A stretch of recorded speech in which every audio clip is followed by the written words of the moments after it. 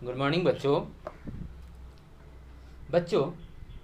आशा करता हूँ कि आप लोग अच्छे होंगे और इस पैंडेमिक सिचुएशन में आप लोग अपना ख्याल भी रख रहे होंगे।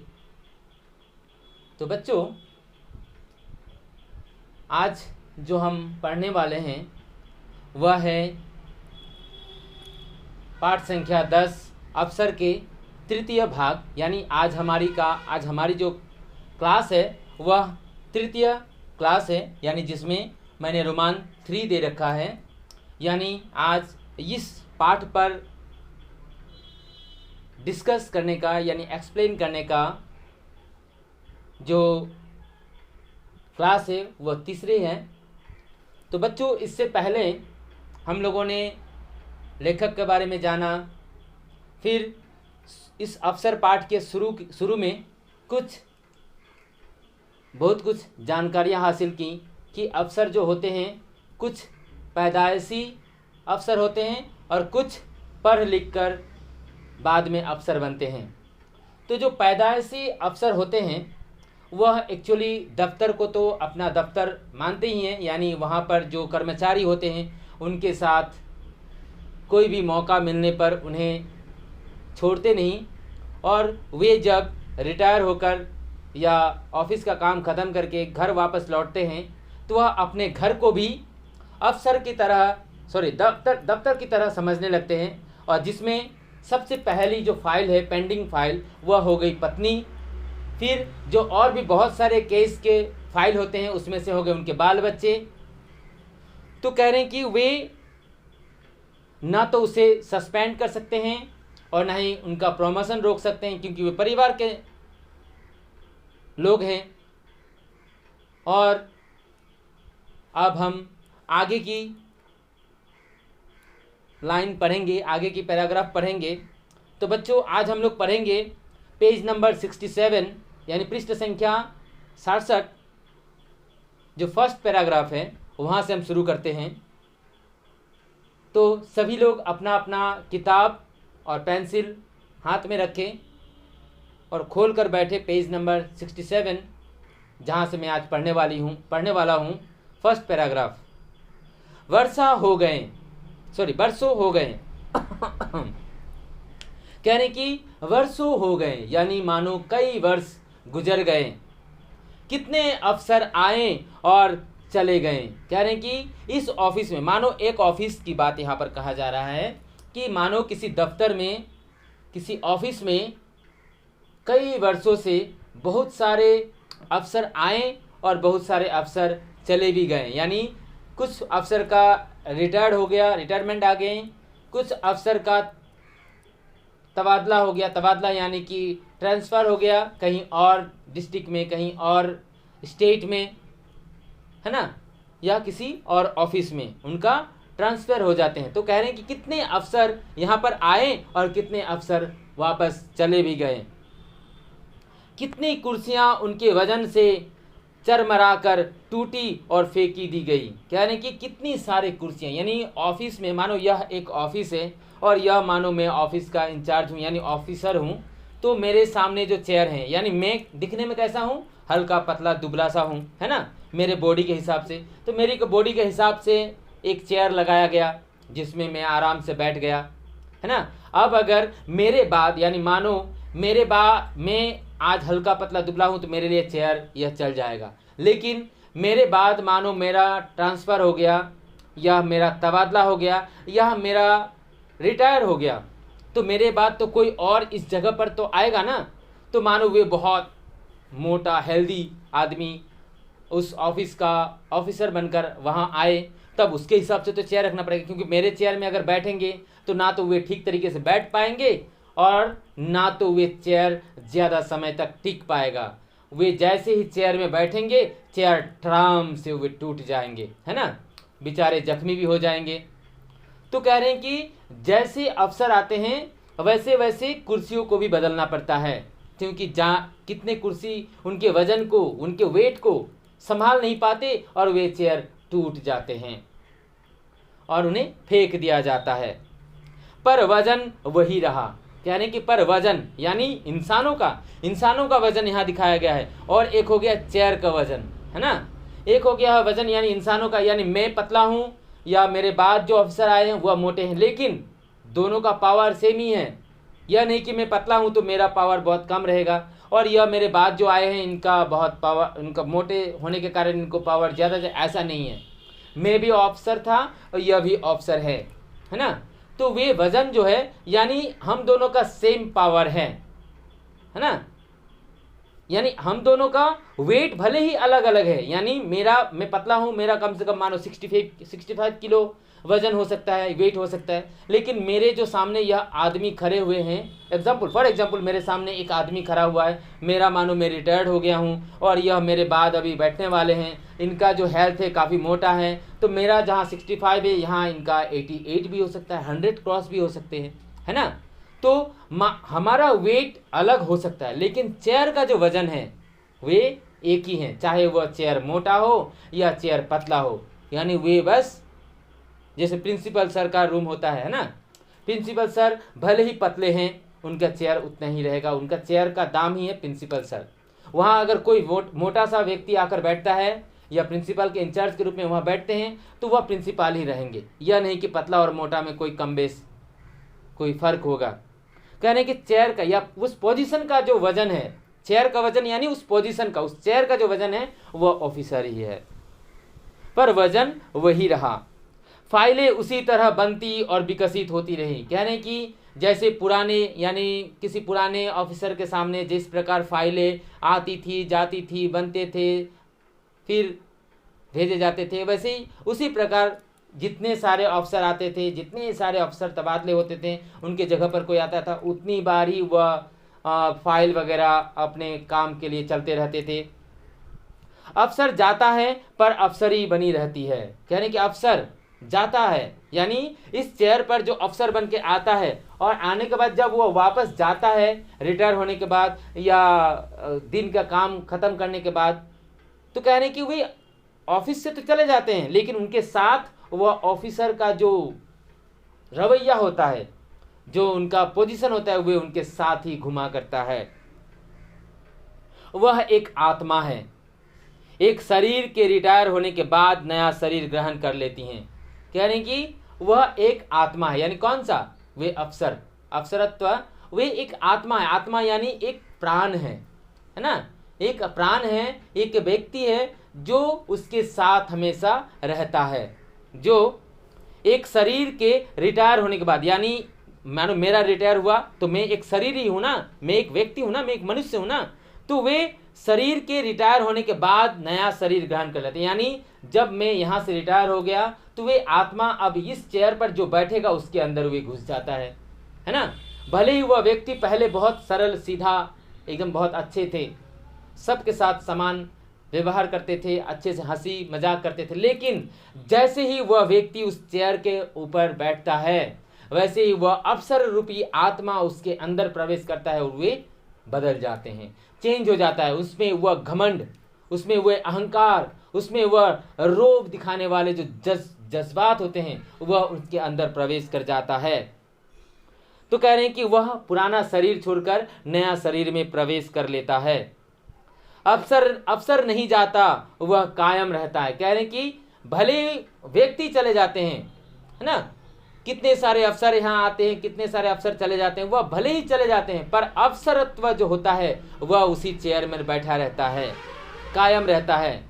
जिस तरह राजा नहीं मरता उसी तरह अफसर भी नहीं मरता। कह रहे हैं कि जिस प्रकार राजा नहीं मरते उसी प्रकार वे अफसर भी नहीं मरते। तो बच्चों यहाँ इस लाइन का मतलब है कि जैसे हमारे भारत पर ही देखा जाए तो बहुत सारे मुगल सम्राटों ने वहाँ पर शासन किए, भले ही उनके बाद और एक मुगल सम्राट आए, फिर उनके बाद और एक मुगल सम्राट आए, फिर उनके बाद और एक मुगल सम्राट आए, भले ही बहुत सारे सम्राटों ने यहाँ भारत पर या दिल्ली पर राजत्व किया, लेकिन उनका नाम कभी नहीं गया। भले ही वह मर गए, लेकिन उनकी जो राजत्व है, उनका जो राज करने का जो तजुर्बा था वे अभी भी कायम हैं। कह रहे हैं कि जिस तरह राजा नहीं मरता, यानी जैसे मानो मुगल सम्राट अकबर कब के मर चुके, लेकिन वे अभी भी जिंदा है, उनके नाम अभी भी जिंदा है।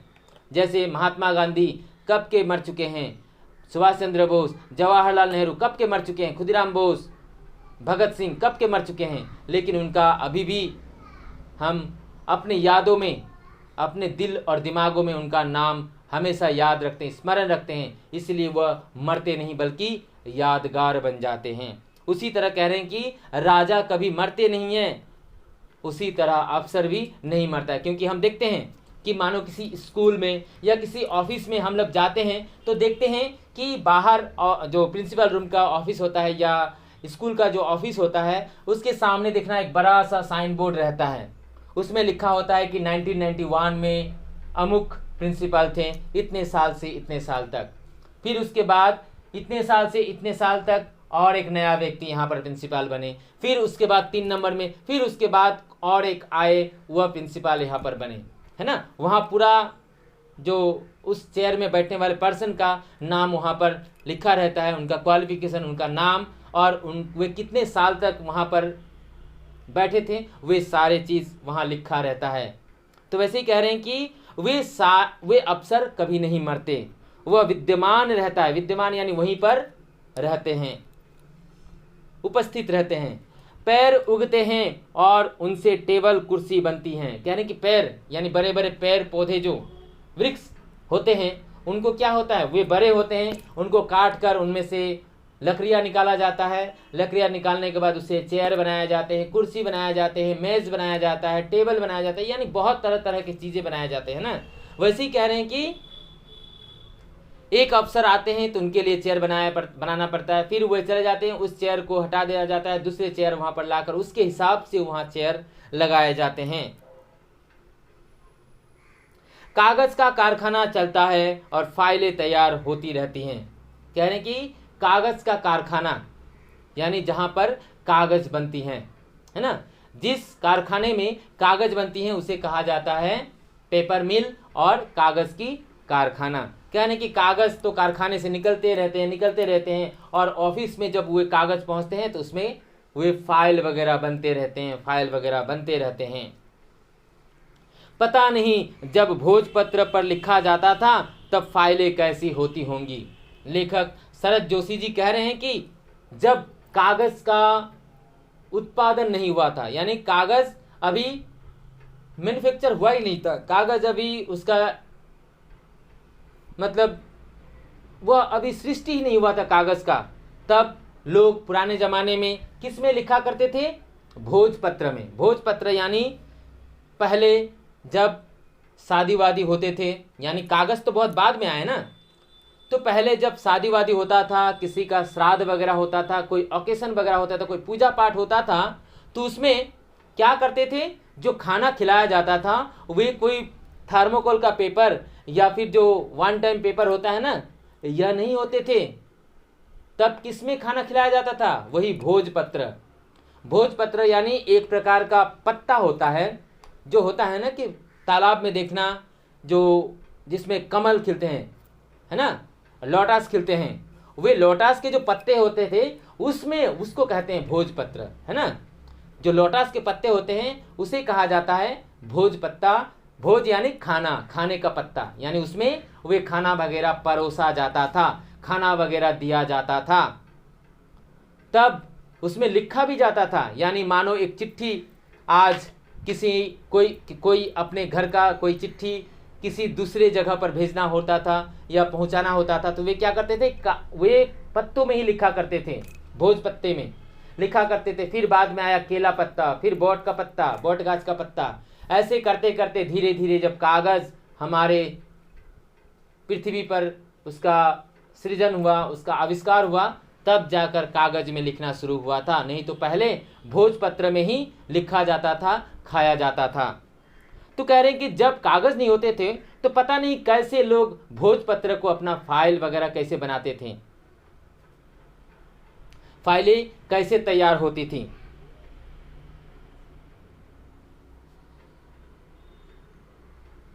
अब उसका सवाल नहीं, क्योंकि अब भोजपत्र का तो सवाल ही नहीं, कोई पूछता भी नहीं है। जो गरीब से गरीब लोग होते हैं वे भी थर्मोकोल का पेपर होता है या वन टाइम प्लेट होते हैं, उनमें वह खिलाते हैं या कागज में लिखते हैं, है ना। कहने कि अभी कहाँ वे दिन, अभी तो सब डेवलपमेंट हो चुका है, नया नया आधुनिकीकरण आ चुके हैं, नए नए साधन आ चुके हैं, नया नया टेक्नोलॉजी आ चुके हैं, जिसके माध्यम से लोग अपने विचारों को, अपने संदेश को, अपने पत्रों को कागज के माध्यम से वे लिखा करते हैं। क्योंकि कागज की कमी नहीं और अवसरों की कमी नहीं। कह रहे हैं कि क्योंकि आजकल भोजपत्र या किसी प्रकार के पत्तों का इस्तेमाल नहीं किया जाता। क्यों?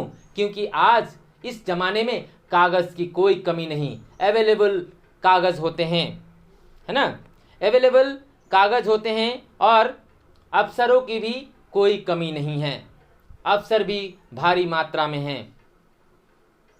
जैसे जैसे कागज बढ़ेंगे नए सेक्शन खुलेंगे और नित्य नए अवसर कुर्सी पर यूं शोभा देंगे, जैसे गमलों में पौधा जो झूमता रहता है, खिलता भी रहता है पर जड़ से मजबूत होता है, हिलता नहीं। कह रहे हैं कि अब उसका सवाल नहीं, क्योंकि कागज की कमी नहीं रही और अवसरों का भी कमी नहीं रहा। जैसे जैसे कागज बनेंगे, यानी जैसे जैसे कागज, यानी आज एक फाइल है, कल दूसरी फाइल, तीसरी फाइल, चौथी फाइल, यानी फाइल में सिर्फ एक ही कागज नहीं रहते, उसमें कई कागज रखे जाते हैं। तो कह रहे हैं कि वह जैसे जैसे कागज बढ़ते जाएंगे वैसे वैसे नए सेक्शन भी, सेक्शन यानी विभाग, विभाग यानी अनुभाग यानी ब्रांच, है ना। जैसे कि पोस्ट ऑफिस हम लोगों ने बहुत देखे, डाकघर ना, पोस्ट ऑफिस बहुत सारे देखे, पर हर एक डिस्ट्रिक्ट में एक post office, head post office होता है, लेकिन बाकी जो जगह जगह पर होते हैं वे सारे बस अनुभाग यानी एक ब्रांच के हिसाब से काम करते हैं, है ना। और वहाँ से विभाग का गाड़ी आती है, आने के बाद वे सारे पत्र, वे लेटर, वे फाइल वगैरह लेकर चले जाते हैं दिन ब दिन, हर एक दिन। तो वैसे ही कह रहे हैं कि जैसे जैसे कागज बढ़ते रहते हैं, फाइलें बढ़ते रहते हैं, वैसे वैसे दफ्तर या अनुभाग या सेक्शन बढ़ते रहते हैं और वैसे वैसे कुर्सियां भी बढ़ती हैं और उसमें अवसर भी बढ़ते रहते हैं। कह रहे हैं कि जैसे जैसे गमला में, जैसे हम घर के बाहर क्या करते हैं, एक टॉप या गमला जिसे हम कहते हैं, टॉप में हम लोग कुछ पौधा वगैरह लगाते हैं, फूल के पौधा, पत्ते के पौधा लगाते हैं। लगाने के बाद क्या करते हैं, उस पौधे उसका शोभा बढ़ाती है, जो झूमता रहता है वे हवा में हिलते रहते हैं, फिर खिलता भी है, उसमें से फूल खिलते हैं, पर जड़ से मजबूत होता है। पर वे जड़ से क्या होते हैं, मजबूत होते हैं, हिलता नहीं। देश का विकास होगा यानी अवसरों का विकास होगा। कह रहे हैं कि जितना इस देश का, इस कंट्री का डेवलपमेंट होगा, विकास होगा, वैसे ही अवसरों का भी विकास होगा। क्योंकि जैसे कि पहले जो दफ्तर होते थे, यानी मेन ऑफिस होता था, उसमें देखना कंप्यूटर वगैरह होता है, और जो ब्रांच होते हैं, जो उपभाग होते हैं यानी अनुभाग होते हैं, जो ब्रांचेस होते हैं, उनमें देखना बस कागज कलम से ही रजिस्टर में मेंटेनेंस वगैरह होता है। लेकिन कहते हैं कि आज बहुत सारे टेक्नोलॉजी आने के कारण, बहुत सारे विकसित होने के कारण आज देश जो पूरी तरह विकास हो चुका है, विकास होने के कारण प्रत्येक विभाग, वे चाहे छोटा हो या बड़ा हो, उसमें वे आधुनिकीकरण का जो सिस्टम होता है वे वहाँ पर मौजूद रहते हैं। यानी कंप्यूटर वगैरह, कैलकुलेटर वगैरह, मोबाइल वगैरह, टेलीफोन वगैरह, वे सब वहाँ पर मौजूद रहते हैं।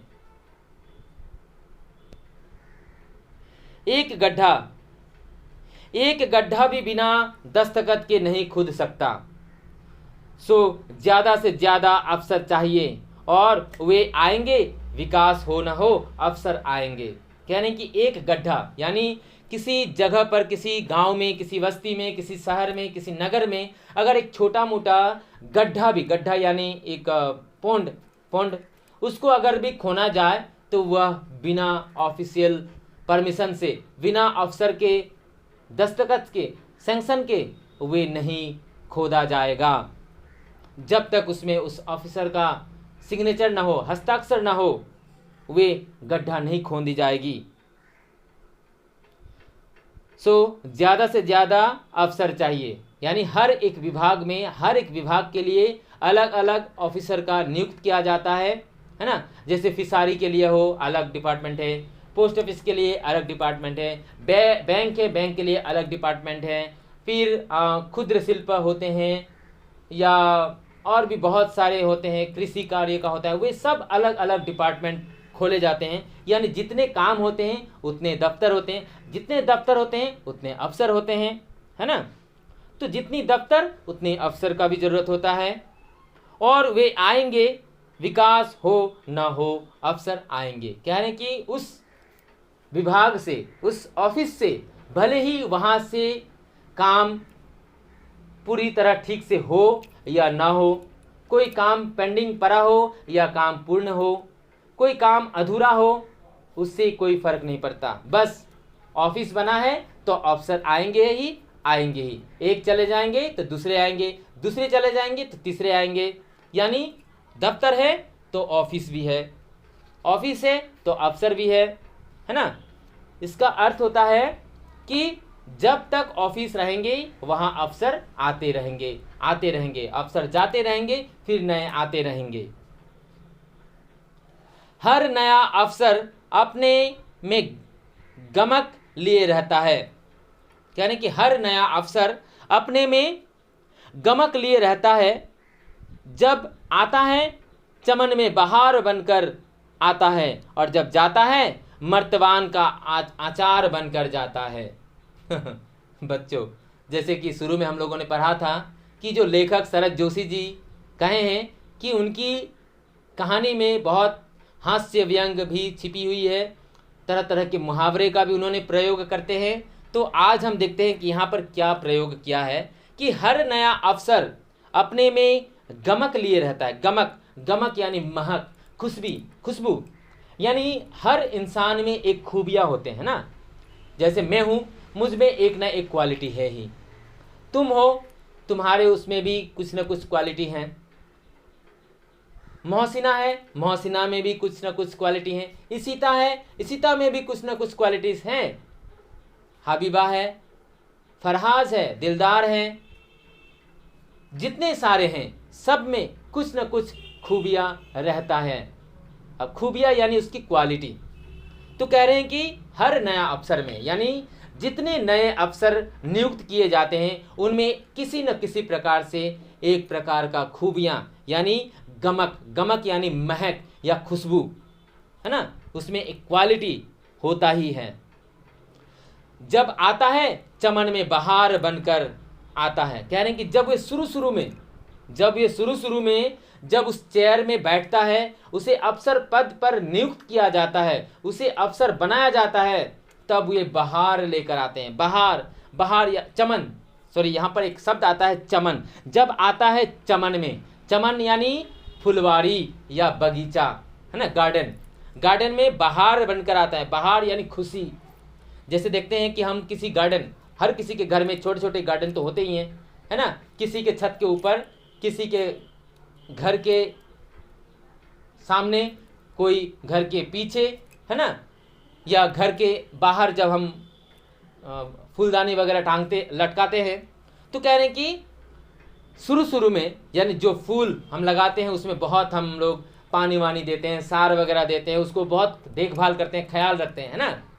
लेकिन जैसे ही वे पुराने हो जाते हैं उनको हम उतना वैल्यू नहीं देते, उनको उतना हम जतन नहीं करते, बस कभी हम ज़रूरत पड़े तो उसे उखाड़ कर फेंक देते हैं, है ना, फेंक देते हैं ना, उसकी जगह नया पेड़ पौधे लगाते हैं, फूल लगाते हैं। तो कह रहे हैं कि जिस प्रकार एक बगीचा को जब हम चारों तरफ से, एक बगिया में यानी फुलवारी में या गार्डन में जब हम शुरू में बहुत मेहनत से काम करते हैं, उसमें एक जगह लोटस लगा दिया, एक जगह पर सनफ्लावर लगा दिए, एक जगह पर गेंदा फूल लगा दिए, मैरीगोल्ड, एक जगह पर जूली का फूल लगा दिए, एक जगह पर लिली लगा दिए, है ना, तरह तरह का हम फूल लगाते हैं। और जब उसमें से फूल निकलते हैं तो हमारे मन को बहुत खुशी मिलती है, बहार मिलता है, बहार यानी खुशी, है ना, देखने में बहुत खुशी महसूस होती है। तो कह रहे हैं कि शुरू में जिस ऑफिस में जो अफसर रूपी फूल को बिठाया जाता है, तब लगता है बाहर आ गया है, यानी हमारी ऑफिस जो है चमक उठा है ना। लेकिन जैसे जैसे जब जाता है मर्तबान, यानी जब ये चले जाता है ना। मर्तबान यानी एक प्रकार का चीनी मिट्टी, मर्तबान एक प्रकार का चीनी मिट्टी, जिसे चीना माटी हम लोग कहते हैं ना, संक्षेप में हम लोग कहते हैं चीना माटी। जैसे हम लोग काप में जो काप प्लेट होते हैं जिसमें हम लोग चाय वगैरह चुस्की लेते हैं पीते हैं ना, उसे कहा जाता है चीना माटी, यानी चाइना का माटी है ना। तो कह रहे हैं कि चीना माटी, मर्तबान अंडरलाइन वहाँ लिख दो चीना माटी है ना। मर्तबान का अर्थ है चीना माटी। और इससे पहले मैंने बताया था गमक यानी महक, खुशबू, चमन यानी बगीचा या फुलवारी, बहार यानी खुशी है ना। तो कह रहे हैं कि जब शुरू में वे आते हैं तो उसमें बहुत बहार, खुशियाँ लाते हैं, खुशबू लाते हैं अपने साथ।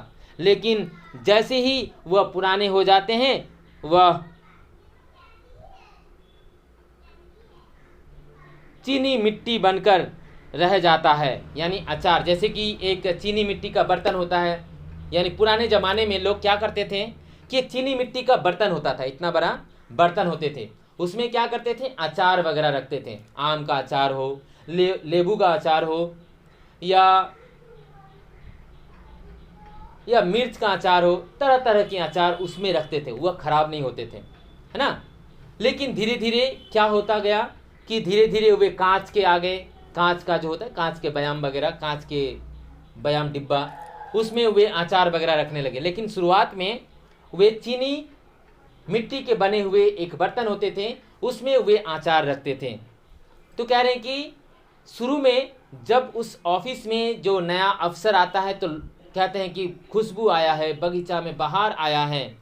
लेकिन जैसे ही वे पुराने हो जाते हैं वे अचार की तरह अचार रख देते, कहते हैं ना कि अचार रखना है क्या, यानी जतन करके रखना है। तो उसे हम क्या करते हैं, उस बड़ा सो जो पोस्टर लगा रहता है उसमें उसका नाम, उनका क्वालिफिकेशन और कब से कब तक वे यहाँ पर ऑफिसर बन के रहे थे या प्रिंसिपल बन के रहे थे, वह वहाँ पर स्वर्णाक्षर में लिखकर बस वहीं पर सीमित रह जाते हैं।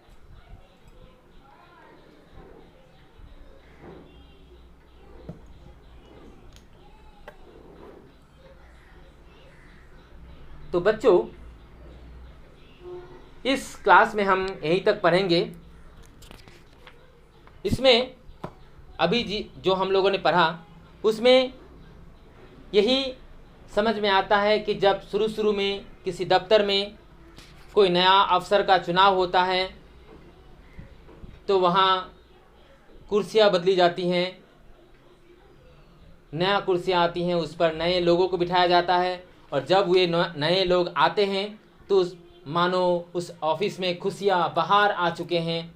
और जब फिर वे चले जाते हैं तो उनको हम एक पोस्टर में उनका नाम, उनका क्वालिफिकेशन, उनका कितने साल से कितने तक वे वहाँ पर विराजमान थे, वे लिखकर बस एक अचार के बयान की तरह वहाँ पर सहेज कर रख देते हैं। तो बच्चों आगे का हम लोग पढ़ेंगे अगले वीडियो में, अगले क्लास में। आज के लिए इतना ही।